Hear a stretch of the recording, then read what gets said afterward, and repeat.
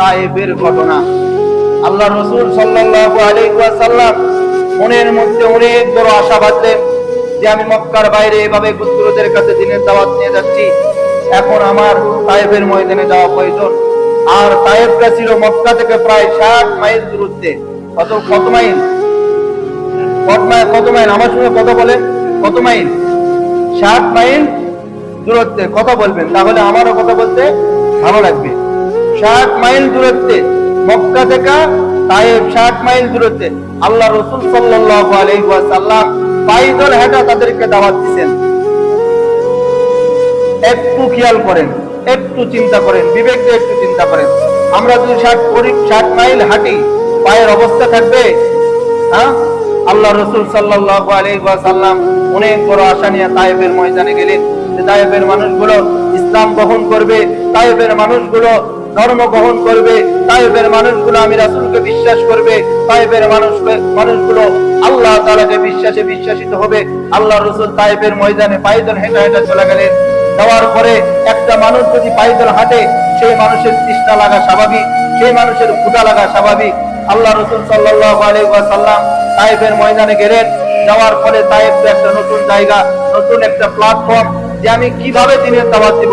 আল্লাহ রাসূল সাল্লাল্লাহু আলাইহি ওয়াসাল্লাম চিন্তা করলেন যে আমি তায়েফের ময়দানে সর্বপ্রথম আমার দাওয়াত দিতে হবে তায়েফের যে সমস্ত পুত্র নেতা আছে, নেতাদেরকে দাওয়াত দিতে হবে। নেতারা যদি ইসলাম ধর্ম গ্রহণ করে, তাদের যে সাঙ্গপাঙ্গরা থাকে তারাও কি করবে? ইসলাম ধর্ম গ্রহণ করবে। এই কথা বলে আল্লাহ রাসূল সাল্লাল্লাহু আলাইহি ওয়াসাল্লাম সাকিব গোত্রের 3 জন নেতার কাছে গেলেন, যেটা আল বিদায়া ওয়ান নিহায়া এবং সিরাত ইবনে হিশামের মধ্যে আসলেন। ইতিহাসের কিতাবের মধ্যে আসলেন যে তারা 3 জন নেতা ছিল। আবার কোন কোন কিতাবের মধ্যে লেখেন তারা 3 জন ভাই ছিল। তো আমরা ধরে নিলাম তারা 3 জন কি ছিল? নেতা ছিল। 3 জন নেতার কাছে আল্লাহ রাসূল দ্বীনের দাওয়াত দিলেন, আল্লাহ তাআলার কথা বললেন এবং সাথে সাথে নবীর কথা বললেন যে আল্লাহ তাআলা আমাকে রাসূল হিসেবে দুনিয়ার মধ্যে প্রেরণ করেছে, তোমরা আমাকে কি করো? রাসূল হিসেবে স্বীকৃতি দাও। আর আরবদের একটা নীতি হলো, যখনই কোনো মেহমান আসে, মেহমানের মেহমানদারি করে। বর্তমানে কি হয়?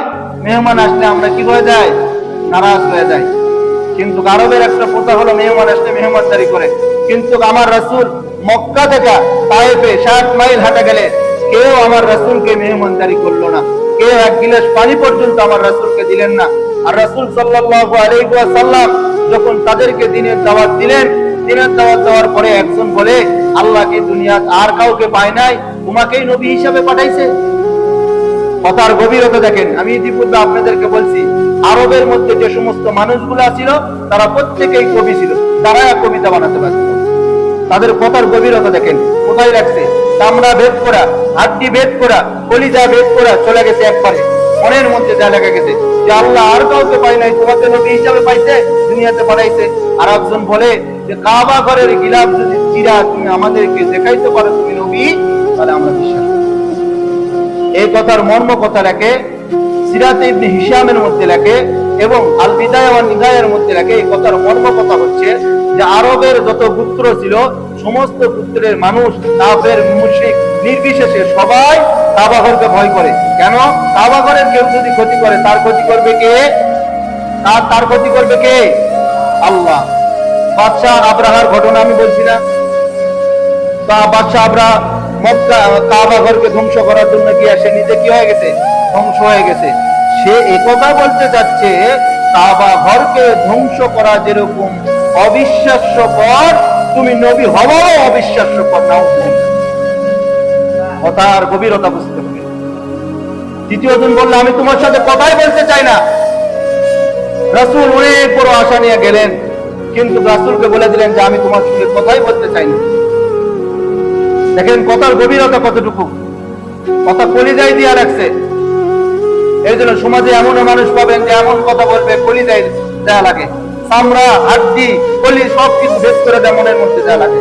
এই জন্য রাসূল সাল্লাল্লাহু আলাইহি ওয়াসাল্লাম বলেন, মাইয়াজমাল লিমা বাইনা লিহিয়াইহি ওয়া মা বাইনা রিজলাইহি আজমাল্লাহুল জান্নাহ।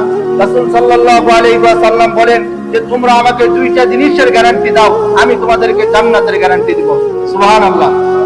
রাসূল কয়টা জিনিসের গ্যারান্টি চাইছে? দুইটা জিনিসের গ্যারান্টি যদি তোমরা আমাকে দিতে পারো, আমি তোমাকে জান্নাতের গ্যারান্টি দিয়ে দিব।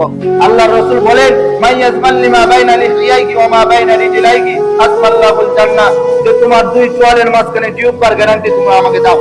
টিউবটা দিয়ে আমরা মানুষকে বিভিন্ন ধরনের কষ্ট দিই, কথার মাধ্যমে কষ্ট দিই, এলাকা প্রতিবেশীকে কষ্ট দিই, আত্মীয় স্বজনদেরকে কষ্ট দিই। এই জন্য রাসূল বলে যে তোমার জবানের কি দাও, আমাকে গ্যারান্টি দাও। আমি পয়গম্বরকে তুমি জবানের গ্যারান্টি দাও। 2 নম্বর হলো দুই উরুর মাঝখানে লজ্জা স্থানের গ্যারান্টি দাও। এই দুইটা জিনিসের গ্যারান্টি যদি তুমি আমাকে দিতে পারো, আমি রাসূল কসম করলাম, আমি রাসূল কসম করলাম, রাসূলের হাদিসের উপর আমি কসম খাইতেছি, আল্লাহর কসম, আল্লাহর কসম, আল্লাহর কসম, আল্লাহ তাআলা আপনাকে জান্নাত দিয়ে দিবেন। এই দুইটা জিনিসের গ্যারান্টি দিতে পারবেন, জবান আর লজ্জা স্থানের। আমরা কথা বলার সময় একটুও গুরুক্ষেপ করি না, একটুও চিন্তা করি না। যুবক ভাইরা এই জন্য কথা বলার সময় হাজারো বার চিন্তা করবেন, হাজারো বার ফিকির করবেন যে আমার কথা, আমার শব্দ, আমার লফজ বের হওয়ার কারণে অন্য কেউ যেন কি না পায়, কষ্ট না পায়। একজন যুবক একজন বৃদ্ধকে জিজ্ঞাসা করে, বৃদ্ধ বয়স্ক মানুষকে জিজ্ঞাসা করে, মুরব্বী আপনি সামনে 1 ধাপ দিলে পিছনে 3 ধাপ দেনতে।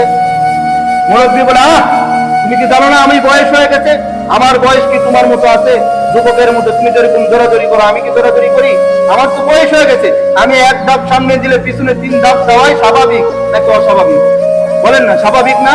তো যুবক বলে, আপনি তো কথা বলার সময় এমন কথা বলেন, তীর তরবারি ভেদ করা কলিজায় যা লাগে। এবার বৃদ্ধ বলে, বাবারে কথা তো ততক্ষণ পর্যন্ত বলতে হবে না যতক্ষণ পর্যন্ত আজরাইল আমার সঙ্গে সাক্ষাৎ না করবে, ততক্ষণ পর্যন্ত আমার জবান বলতে হবে না। এই জন্য বৃদ্ধ বলেন, যুবক বলেন, যাই বলেন, ছোট হোক আর বড় হোক, সবার কাছে অনুরোধ করি, রাসূল দুইটা জিনিসের গ্যারান্টি চাইছে, যে তুমি তোমার জবানের গ্যারান্টি দাও এবং তুমি তোমার লজ্জা স্থানের গ্যারান্টি দাও, আমি রাসূল তোমাকে জান্নাতের গ্যারান্টি দিয়ে দিলাম। সুবহানাল্লাহ। আমরা এই দুইটা জিনিসের গ্যারান্টি দিতে পারবো না? ইনশাআল্লাহ বলেন, চেষ্টা আল্লাহ তাআলা ইনশাআল্লাহ দিবে। এই জন্য আমি সবাইকে বলবো, কথা বলার সময় হাজারো বার চিন্তা করবেন, আমার কথার মাধ্যমে যেন অন্য কেউ কষ্ট না পায়।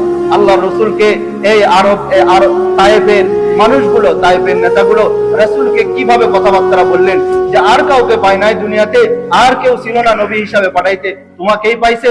রাসূল সাল্লাল্লাহু আলাইহি ওয়াসাল্লাম ভারাক্রান্ত মন নিয়ে রাসূল সাল্লাল্লাহু আলাইহি ওয়াসাল্লাম অন্যান্য গোত্রের কাছে গেলেন।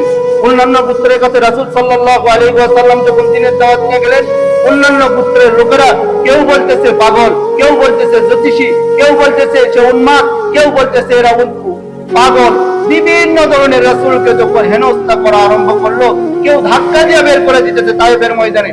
এমন একজন মানুষও ইসলাম ধর্ম গ্রহণ করে নাই তায়েফের ময়দানে।